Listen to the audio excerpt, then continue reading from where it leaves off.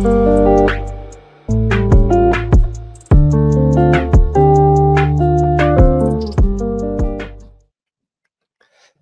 อสงค่า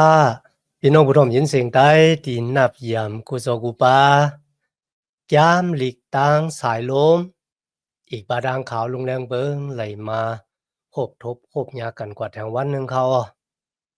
มีดังอันต่างเกสูอย่างนะคะที่มาเห็นจามหลีกกว่าซ้อมกันในวันเมื่อไหร่คันเนาะย้อนหาตังหักเมตตาตังนิมจาตังสมเสือมวลเปียวที่ลูกตีทาวลาพระเป็นเจ้าผู้ใหญ่แม่และสูงสุดคันนะตู้ขอดแผวถึงในจุดสักนาหนาเฮินนาฬิการงานของเขาค่ะกว่าห้างเผอห้างมันสิกรรมค่ะในวันเมื่อในเขาค่ะมาถึง2อย่าสว่างชุกคาน2แต่จ้าดีข้อที่6ตัวบ่ถึงคาน5ข้อที่8กันนะ2อย่าสว่างชุกคาน2ข้อที่6ตัวบ่ถึงคาน5ข้อที่8เขามันเป็นรองสังขละบ่ไหนมันเป็นรองตั้งที่เจ้ามุนเหยาคุณอคัมโซโลมอน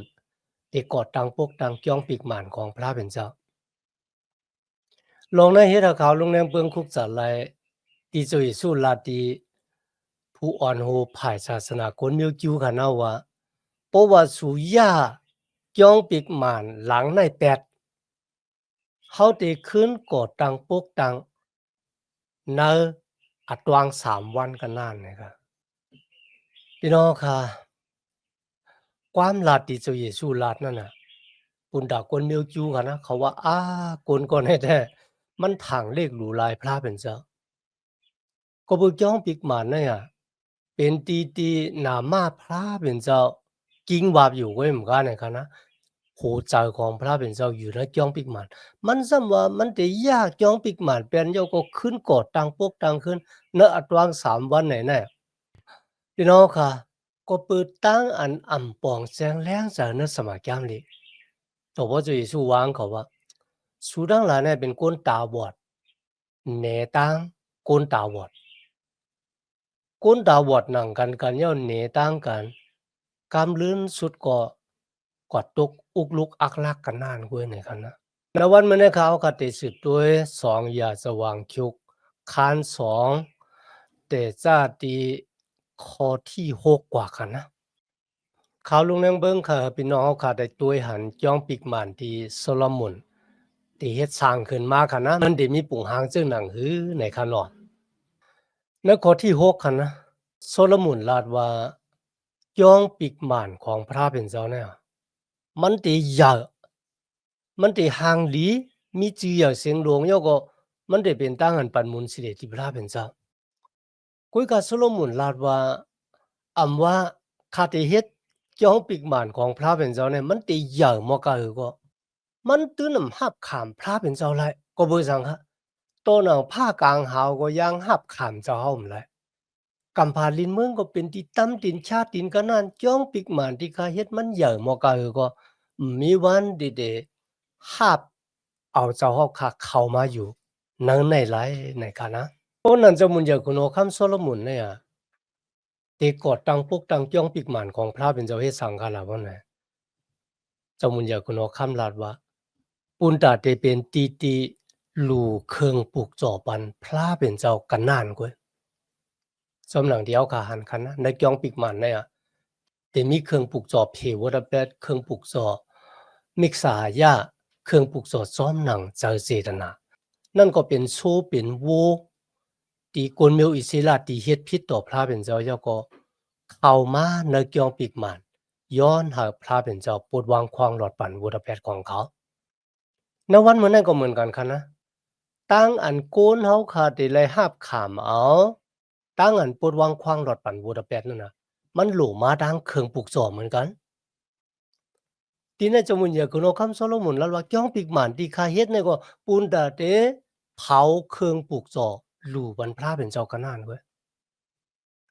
ในวันเหมือนนั้นค่ะเพราะว่าเขาข้ามมาดังเครื่องปลูกจ่อที่เจ้าเยซูสักกับตัวมันเจ้าเหนือเสาหลักว่ามือกันนะ มีวันค่ะที่เขาขาดไล่หวบไล่ทบพระเป็นเจ้ามีวันที่เขาขาดไล่ขามตั้งอันพระเป็นเจ้าปวดวางควางหลอดปันวัวระเปียเท่าค่ะเจ้ามุนอยากคุณอคำโซโลมอนส่งลิกกว่าถึงคุณอคำเมืองตุลุมีจิวาฮีลำค่ะนะโซโลมอนลาติเขาว่า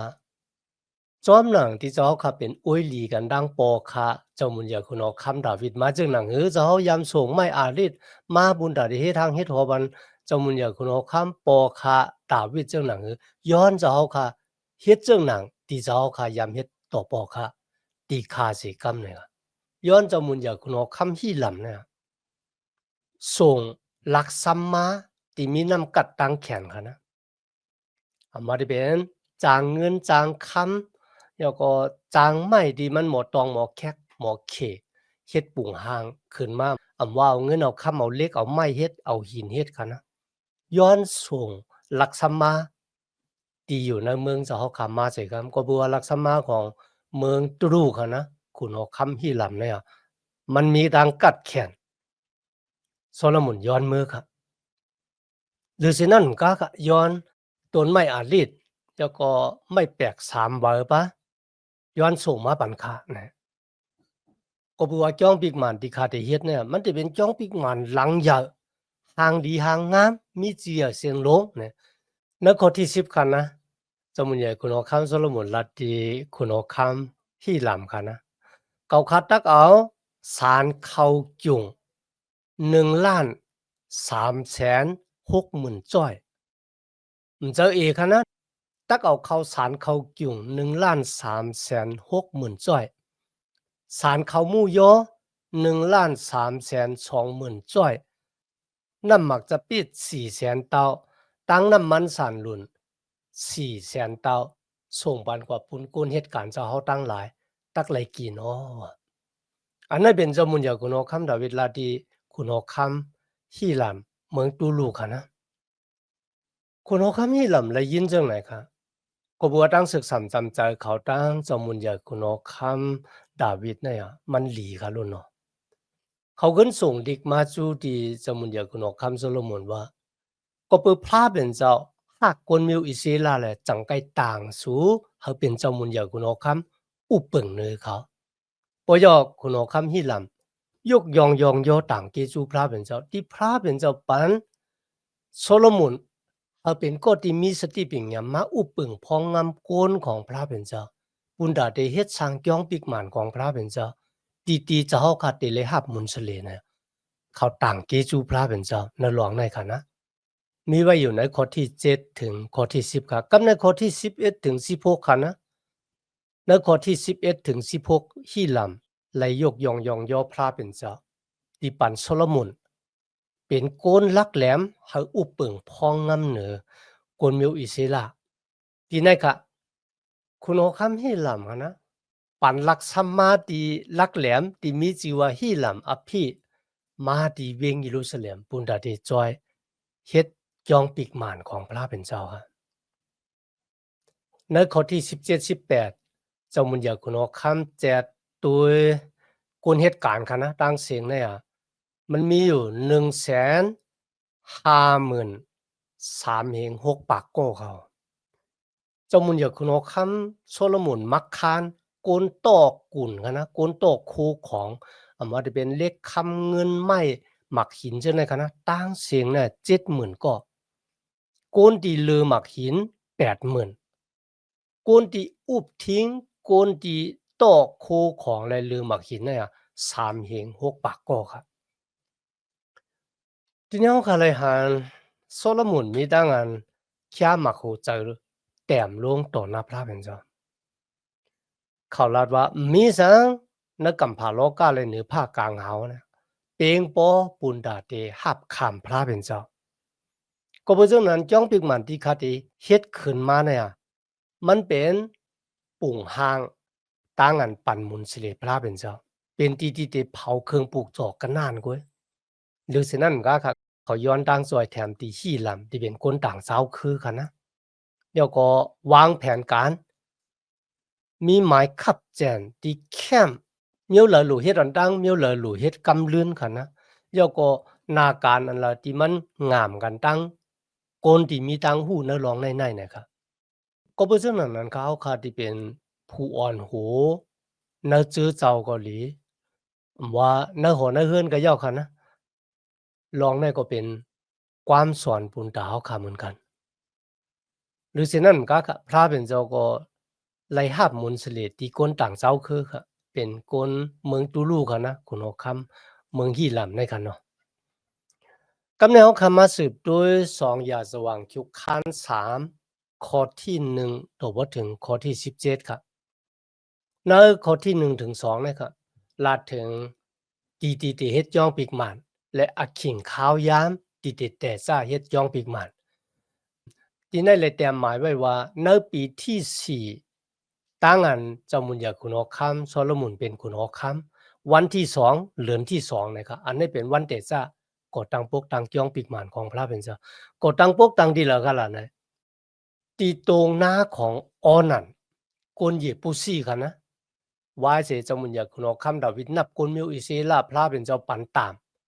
ตีหน้าพระเป็นเจ้าฮาร์มันกวาดเตกเข่งปุกจอตีในหน้าของออนันหลู่เครื่องปุกจอตีไหนค่ะตีไหนกำเหลียวค่ะนะเจ้ามุญญาคุณอคัมดาวิดว่าตีไหนจะเป็นตีก่อตั้งปกตั้งจ้องปีกหมันของพระเป็นหรือเช่นนั้นมันก็ค่ะนะมันเป็นตีเหลียวกันดังที่อับราฮัมมาสักกับอีจากที่พระเป็นเจ้าว่าให้หลู่ลูกมาเป็นเครื่องปลูกสอปันเก่านั่นน่ะเนื้อร้อยนะครับมิจิวันเนื้อร้อยโมเรียพระเป็นเจ้าเลยมักคานตีในปุณดาเดก่อตั้งพวกตั้งจ้องปีกหมานของมันเจ้าในข้อที่3ถึง7ครับในก็เตลาดถึงตั้งเหย่อ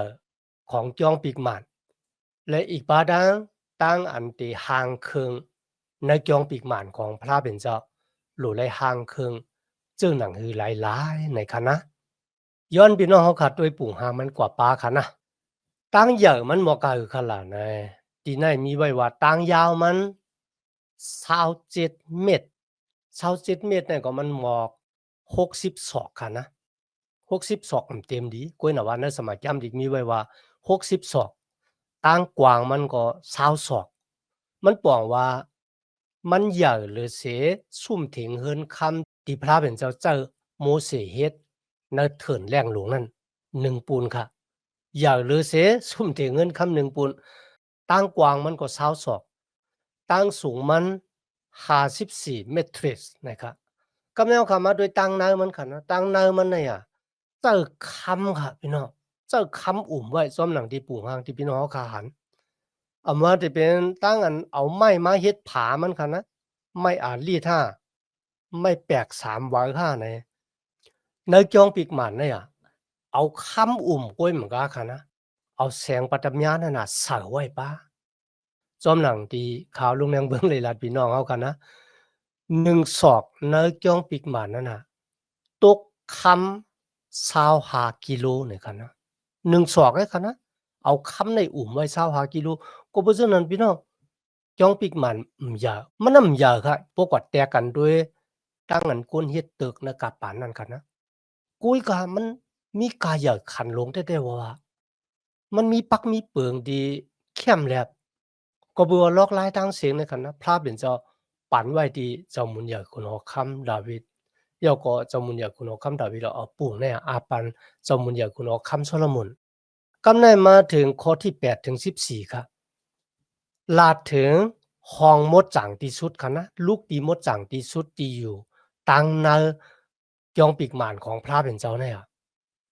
พี่น้องครับมันห่างหลีแต่ค่ะนะห่างหลีแต่กุยกาเขาคาหลุเลยอ่านกว่ากำอีดเดียวก็ตุ้ยกว่าร้อยว่าตั้งเนินนั่นน่ะพระเป็นเจ้ามักคานเอาอีสังใส่ไว้ในลูกตังนะเอามาได้เป็นตึกปฏิเงียนพระเป็นเจ้าที่ปะลอเฮขามนั่นค่ะนะเขาเอาใส่ไว้ในลูกตังเนินมันเดียวก่อนในลูกตังเนินเนี่ยจะมีปุ่งหางตะหม่านกลางหาวตีกลางปีกออกไว้ค่ะนะ2ปาพี่น้องค่ะมันมีตั้งอันหลีป้าเจอแต่บ่ว่าค่ะ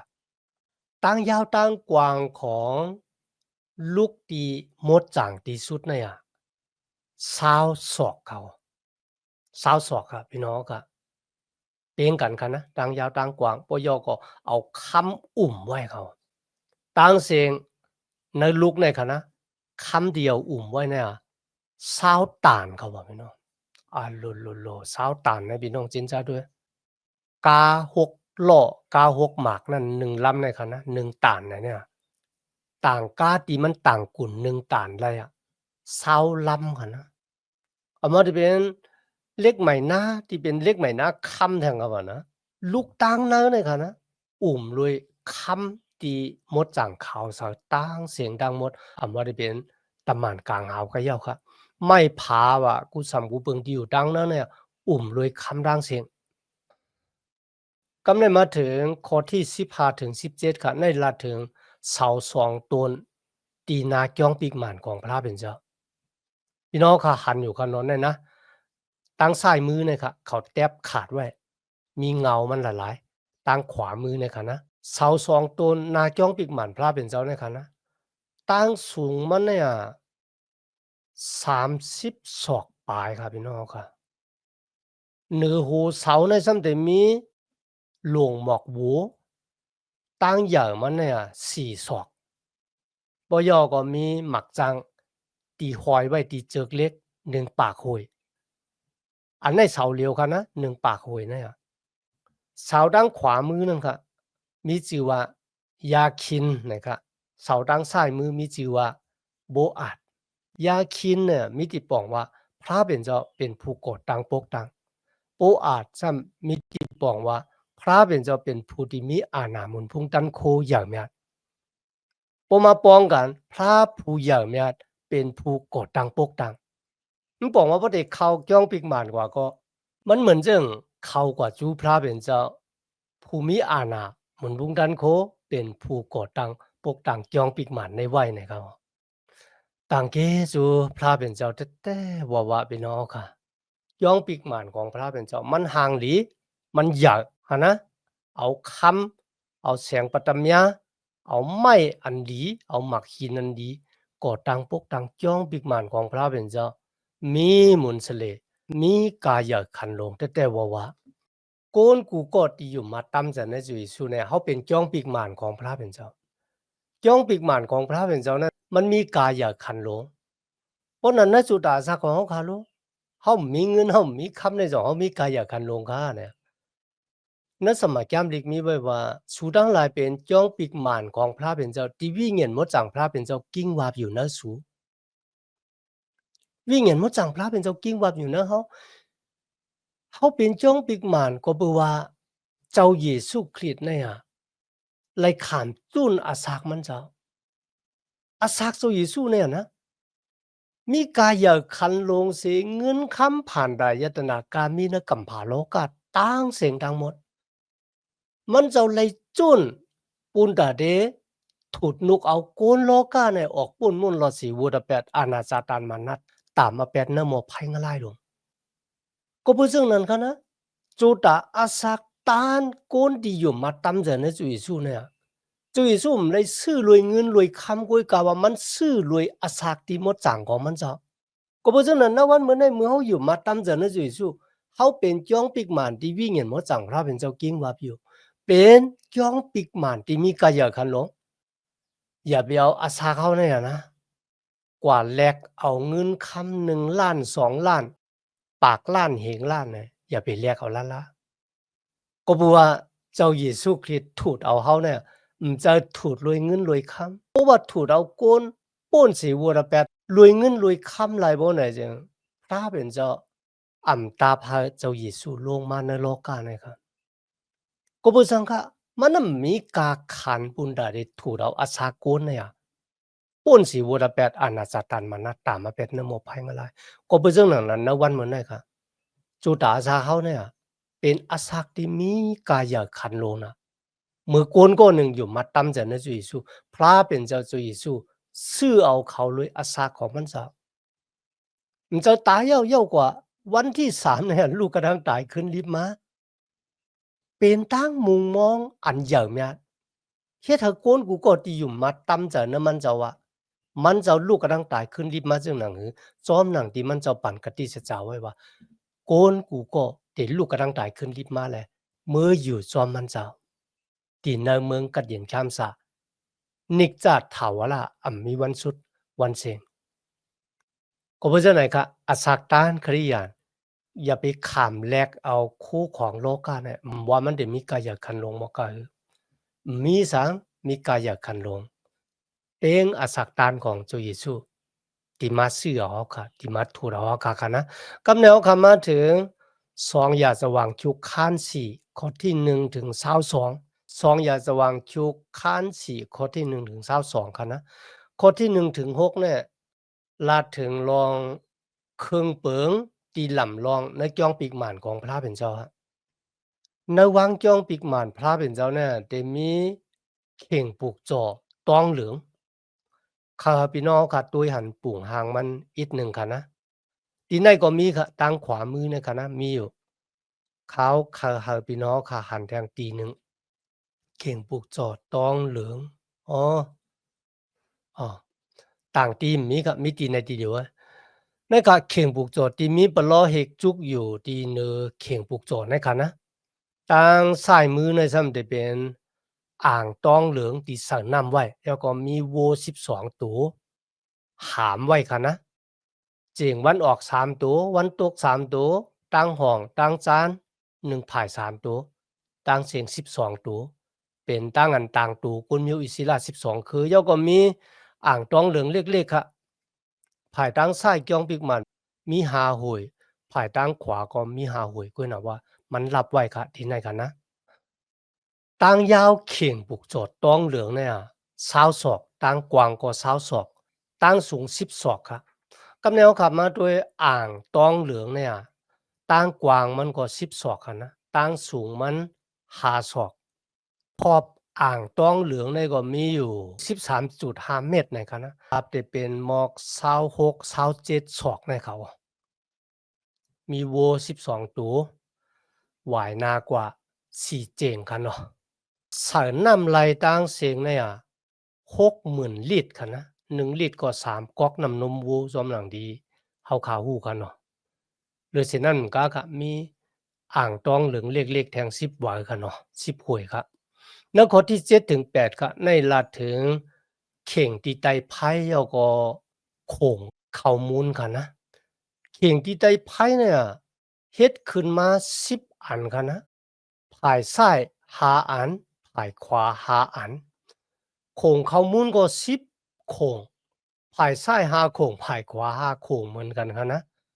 หรือฉะนั้นก็มีหวานคำแทง1ปากหวาน1ปากหวาน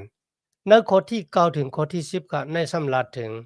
ตั้งนอกมันค่ะนะตั้งนอกจองปีกหมานของพระเป็นเจ้าจะมีอ่างน้ำข้อที่11ถึง18ครับลาดถึง ลักษมาฮิรัมอภิว่าตั้งอันมันเฮ็ดเสา2ต้นเฮ็ดตาแขเฮ็ดลูกหมักจังเข่งปลูกจ่ออ่างต้องเหลืองเล็กอ่างต้องเหลืองใหญ่มอว่าจ้อว่านะติดเสาแรงสร้างล่างรองอันลักษมาก็ในเฮ็ดเขาในข้อที่19ถึง22ค่ะอันนั้นจะเป็นเครื่องเจ้าที่เป็นคำค่ะนะเข่งปลูกจ่อคำโคงต่างเข้ามุนต่อหน้าพระเป็นเจ้าที่เป็นโคงคำว่าเข่งที่ได้ไปคำว่างอยไผคำว่าหมอกไม้ว่านะว่าที่เป็นกิมไฮที่ได้แก๊สใส่งอยไผจังได๋ครับเมื่อเฮาค่ะอ่านลองในเฮาค่ะเลยหันตั้งอันมีแฮนดีเป้ว่าเป้จุ่ม เป้ว่าเป้จุ่มโอ้ยเหมือนกันค่ะนะมันห่างหลีมีหมายคัดแจนที่เข้มแลบแล้วก็มีตั้งหมดจางแล้วก็มีตั้งอันห่างหลีห่างงามแต่ว่าเพราะว่าเขาคำมีขิงข้าวยามค่ะนะมาอ่านโดยกว่าร้อยๆวันเนกจ้องปิกหมันลูกดังเนมีสังลูกดังนอกมีสังแล้วก็นอกจ้องปิกหมันเนวางจ้องปิกหมันในมีสังหลายๆเนี่ยพี่น้องค่ะดีป้าเจอแต่ว่าเขากับแนวคำมาถึง2อย่าสว่างชุกค้านหาข้อที่1ถึง8ค่ะนะข้อที่1เนี่ยลาดถึงรองตั้งอันโซโลมอนก่อตั้งพวกตั้งจ้องปิกหมันของพระเป็นเจ้าเย้าตูเย้าๆค่ะนะ เย้าๆค่ะมือเย้าๆเนี่ยก็เขาก็กวาดโต้เอาเครื่องเงินเครื่องคำเครื่องเจ้ากูสำกูเบิงที่เจ้ามุนเหยียวคุณหอคำดาเวดไหลหลู่ไว้นั่นน่ะเก็บเข้ามา ในกองปีกหมานของพระเป็นเจ้าเก็บเข้ามาไว้ในกองปีกหมานพระเป็นเจ้าค่ะนะมือกองปีกหมานของพระเป็นเจ้าเย้าตูเย้าๆในข้อที่2ที่3ครับอันนี้จะเป็นปางกุมอย่าเจ้ามุญญาคุณอคัมโซโลมอนเนี่ยกว่าห้องผู้ใหญ่ก้นหลงของก้นมิวอิสราต่างเสียงต่างหมดอามาได้เป็นขุนศึกหมู่หมัดพ้องเมืองผู้อ่อนโหก้นมิวอิสรา12คือค่ะปย่อเฮาก้นเลวีค่ะนะที่เป็นปะโลเหกของพระเป็นเจ้าเนี่ยกว่าป้าเอาตึกปฏิเงียนพระเป็นเจ้าที่อยู่ที่เวียงเยรูซาเล็มก็บอกว่าอยู่ที่เมืองดาวิดในกันน่ะเฮาหามตึกปฏิเงียนพระเป็นเจ้าเนี่ยคืนมาในจองปีกหมานของพระเป็นเจ้าที่เฮ็ดเย้าตูเย้าๆค่ะในข้อที่4ถึงข้อที่6ค่ะคนเลวีพากันหามตึกปฏิเงียนพระเป็นเจ้าคืนมาที่จองปีกหมานของพระเป็นเจ้า มันบอกว่าปะโลเฮกพระเป็นเจ้าเป็นผู้อ่อนโหนตั้งอันป้าตึกปฏิเงียนพระเป็นเจ้าขึ้นมาไว้นึกย่องปีกหมันหลังมาในกันนะเจ้ามุนเหยากุนเอาคำโซโลมอนมู่มัดพ้องเมืองก้นที่เป็นเกเป็นหูทั้งหลายจอมมาป่าหลังเมื่อมาถึงตีไหนค่ะนะปะโลเฮกของพระเป็นเจ้าเอาตึกปฏิเงียนเข้ากว่าในลูกตังนั้นลูกตีหมดจ่างที่สุดนั่นค่ะนะเอาเข้ากว่าสว่างไว้นึกย่องปีกหมันนั่นฮะ เจ้ามุนเหยาคุณโอข้ามและอีกบาดังผู้เหยาก้นหลงมึงมัดพองเมืองดังหลายกันนะป้ากันดูเครื่องปลูกจอพันพระเป็นเจ้าเครื่องปลูกจอที่รูนะวันเนี่ยนับไรครับพี่น้องครับหลายตัวในนับไรว่าจะเป็นโซเป็นวูเป็นแป้ค่ะนะนับไรมันหนำแต่ว่าเฮ็ดเอาคุกจะไรอาศักตานของสุอิสุติดถูดเอาโกนลอก้าออกป้นม่นรอสิวระแปดเนี่ยนับอ่านกาขันมันนำไรอะตั้งอันจุยสุจุนกันนะมีกายขันลงหนาเลยสิคืงเปิงโลกากามอยู่ในโลกาดังเสียงดังหมดเนี่ยที่ไหนก็เหมือนกันตั้งอันเขาหลู่เครื่องปรึกษอนนั่นน่ะมันยึงถึงตั้งอันจุยสุเดมาขามจุนอาศักมันเจ้าในเสาลักว่ามือปุนตาโกนโลกาที่ออกป้นมุ่นรเสวัวระแปดอาณาสตานมานาและตามมาเป็ดเนื้อหมอภัยงลายลง เขาเอาตึกปฏิเงียนพระเป็นเจ้าสว่างสรรนะลูกตีหมดจังที่สุดก็บ่สังขละบ่นะจึงมันเป็นหางผางตั้งอันพระเป็นเจ้ามีอยู่ในเกกลางโกนของมันเจ้าเขาตั้งเกจูพระเป็นเจ้าในวันเหมือนนั้นเขาป้ากันสักกับรวยตั้งอันมีหูใจดีอยู่เสกูยำพระเป็นเจ้าโดยเช่นนั้นก็ค่ะนะเขารู้เสียงสุดหมักหูใจของเขาครับ 唔就話路跟那波呢，唔就啦，路的路ว่าจอมหนังตีตัวเจ้าเก่ามีเนี่ย路วันพระเป็นเจ้าเหมือนจึงที่จุยสุรัตว่าเขาหักพระเป็นเจ้าเสียงสุดมักโหจาเอ็นแห้งหยานปิกหยาของเขาแหละหักปืนต่างก็เหมือนจึงหนังหักตัวเจ้าเก่าในคันเนาะมีดังนั้นต่างเกจูพระเป็นเจ้าอย่างนั้นในวันเหมือนในที่มาเห็นแกมดีกว่าซ้อมกันตัวบอสสุดคันเนาะย้อนหาตั้งหักเมตตาตั้งนินจา ตั้งสมเสอมวนเปียวติลูกตีถาวรพระเป็นเจ้าค่ะมาแต่อยู่ในหูเจ้าค่ะกว่าหังเผาหังมันสิกรรมค่ะมาสุงค่ะ